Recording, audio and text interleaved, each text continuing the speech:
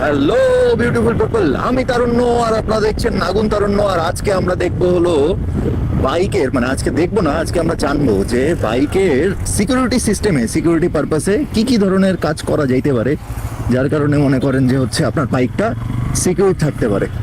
So আমরা আছি এখন যদিও জামালপুরের রাস্তায়, এদিকে তিরিং বিরিং করে বেড়াচ্ছি আর আপনাদের সাথে শেয়ার করছি বাইকের সিকিউরিটি পারপাসে কি কি ধরনের আপডেট করা যেতে পারে আপনাদের বাইকের সাথে।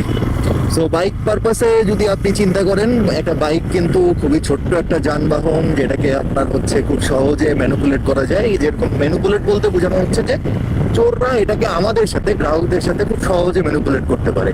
তারা এটাকে ছিনতাই করতে পারে, যেটা নিয়ে কয়েকদিন আগে ভিডিও ভাইরাল হইলো। এটা চুরি হইতে পারে, এটাকে হচ্ছে এখন নতুন একটা চাঁদাবাজি শুরু হয়েছে। আপনার বাইক আপনার কাছ থেকে নিয়েই আপনাকে ফোন দিয়ে বলবে যে আপনার বাইক আমার কাছে, আপনাকে এখন টাকা দিতে হবে। তো এরকম ধরনের যে জিনিসগুলো হচ্ছে আজকাল, সেই ধরনের জিনিসগুলো নিয়ে আমরা মূলত আলোচনা করব।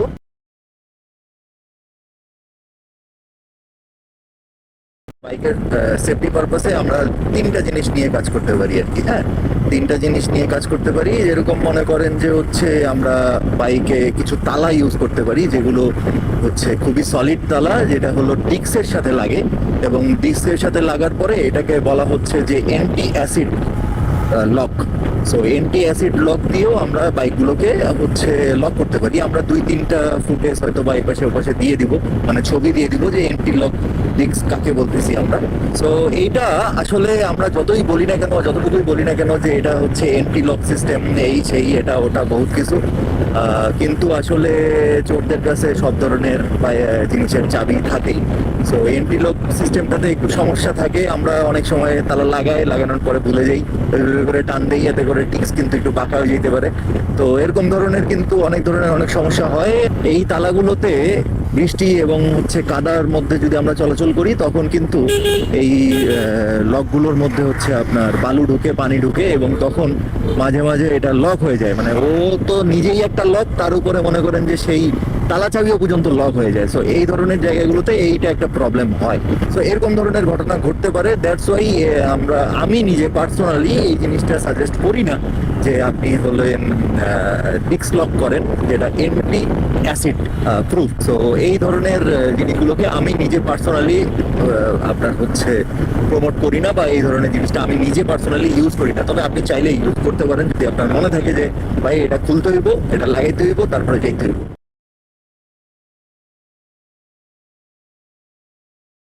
আমরা অনেকেই দেখি যে বাইক হলো আপনার লক করতেছে, চাবি দিয়ে লক করতেছে। চাবির মতো একটা জিনিস আছে, এতটুকু একটা ডিভাইস, যেটার মধ্যে লক করে, খুলে, আবার আরেকটা টিপ দিলে টেও টেও টেও টেও টেও টেও শব্দ হয়। তো এরকম ধরনের অনেক ধরনের জিনিস আছে। এই রিসেন্ট যে বাইকগুলো আসতেছে, সেই বাইকগুলোর সাথে এই ডিভাইসটার একটা প্রবলেম আছে।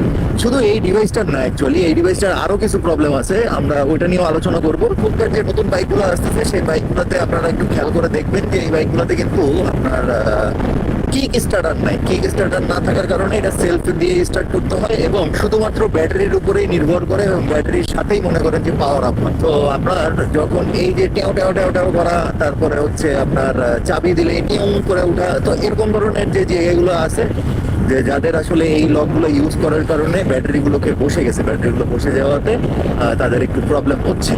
সো এইটা হচ্ছে আমার একদম বাস্তব জীবনের উদাহরণ আমি আপনাকে দুজনের দিলাম। তো এই জায়গাটাতে ব্যাটারির উপরে প্রেসার পড়ে ভাই বেড়া, আপনি আমারে যদি স্ট্যাম্পটাও লিখে দেন, তারপর আমি বিশ্বাস করবো না, কারণ এটাতে ব্যাটারির উপরে স্ট্যাম্প করে না, ব্যাটারির উপরে প্রেসার পড়ে। এই যে লক সিস্টেমটা যেটা আছে, এটাকে হ্যাক করা যায়। এগুলোর একটা করে মাস্টার কি আছে, এটা হচ্ছে আমাদের দুষ্ট সম্প্রদায়ের যারা যারা সেই এটাকে লক করে ফেলছে, তারা এটাকে বের করে ফেলছে। কারণ এই হ্যাকিং সিস্টেমটা সম্পর্কে I know about that. So আমি যেটা জানি সেটা সম্পর্কে কেন আপনি, মানে নিজে কেন ইউজ করবো, আর আপনাকেই কেন ইউজ করার জন্য পরামর্শ।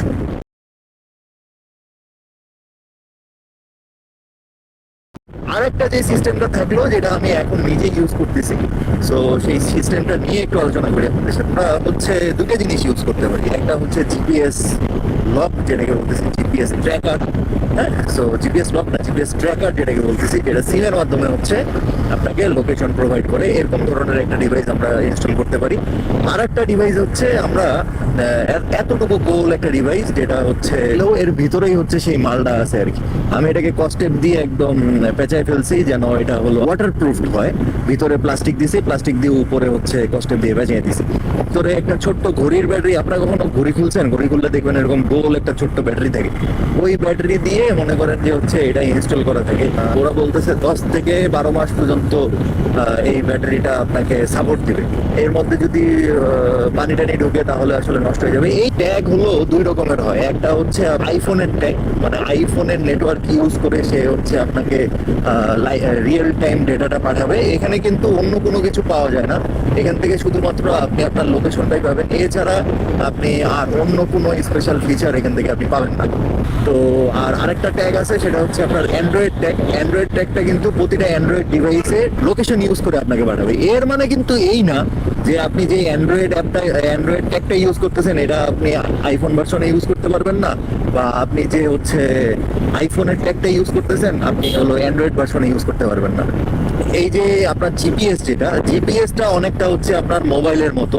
এই সিমটা হচ্ছে ইন্টারনেট ওইটার মধ্যে ঢুকানো থাকতে হবে, এবং আপনি একটা অ্যাপ ইউজ করবেন, যে অ্যাপের মাধ্যমে আপনি দেখতে পাবেন যে আপনি এখন থেকে কোথায় যাচ্ছেন, কি করতেছেন না করতেছেন, এবং ওই অ্যাপের মাধ্যমেই আপনি সিমের মধ্যে হচ্ছে এটাকে লক করে দিতে পারবেন। আমরা যে সারাদিন মোবাইলগুলো চালাই, এই মোবাইলগুলো চালাইলে কিরকম কি ব্যাটারি খরচ হয় মনে করেন? সারাদিন যদি আমার ওখানে ওইটা যদি পাওয়ারটা অন থাকে তাহলে কতটুকু আর ব্যাটারি খরচ হবে? কারণ ওইখানে এমন তো আর কোনো কাজ করতেছি না, আমি তো সারাদিন কোনো কিছু ব্রাউজ করতেছি না, আমি ইউটিউবে কোনো কিছু দেখতেছি না, বা আমি এমন কোনো কাজ করতেছি না যেটা দিয়ে মনে করেন যে বহুত বেশি পরিমাণে ব্যাটারি খরচ হচ্ছে।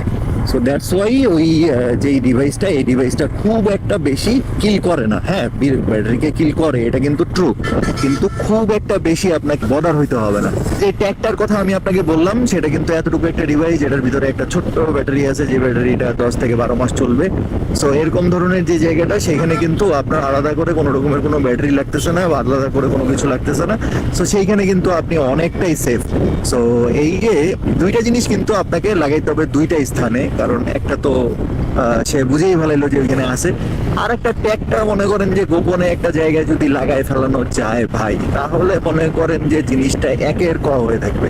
আমি আপনাকে কিছু সাজেশন দিই, দুইটা সাজেশন দিই। অনেকে এটা ব্যাটারিটা আছে না আমাদের বাইকের যে ব্যাটারিটার নিচে লাগায়, আবার অনেকে এই যে ট্যাগটা আছে, এই ট্যাগটা হচ্ছে আপনার হেডলাইটের আশেপাশে চিপায় চুপায় কোনো এক জায়গায় লাগায় দেয়। এছাড়াও আপনি যদি মনে করেন আরো কোনো জায়গা খুঁজে পান, সেটা আপনার নিজের ক্রেডিট, কারণ আপনি কোথায় লাগাচ্ছেন সেটা যেন চোর না জানতে পারে, এটা হচ্ছে মেইন বিষয়। এখন এই চিপা চাপা খুঁজতে যায় মনে করেন এমন কোনো জায়গায় লাগানো যাবে না যেখানে সবসময় পানি পায়, এমন কোনো জায়গায় লাগানো যাবে না যেখানে মনে করেন যে হচ্ছে এটা পড়ে যাওয়ার চান্স আছে, এমন কোনো জায়গায় লাগানো যাবে না যেখানে খুব সহজে দেখা যায়। এই যে 3-4টা ক্যাটেগরি আমি আপনাকে বললাম, এই 3-4টা ক্যাটেগরির মধ্যে আপনাকে থাকতে হবে, তাহলেই মনে করেন যে কেল্লা ফতে, আর কোনো প্যারাই নেই। সো এই ছিল অ্যাকচুয়ালি আজকের এই ভিডিও। আপনারা কমেন্ট করে জানাইতে পারেন যে আপনাদের এই ছোট্ট টপিক্সটা এত বড় করে বোঝানোর জন্য আমাকে আসলে কি বলে পরিষ্কার দেওয়া যেতে পারে। সো টিল দেন, ততক্ষণ পর্যন্ত ভালো থাকেন, tata, bye bye, good night, see you. আবার দেখা হবে নতুন কোনো ভিডিওতে নতুন কোনো টপিক নিয়ে, ততক্ষণ পর্যন্ত ভালো থাকবেন, টাটা।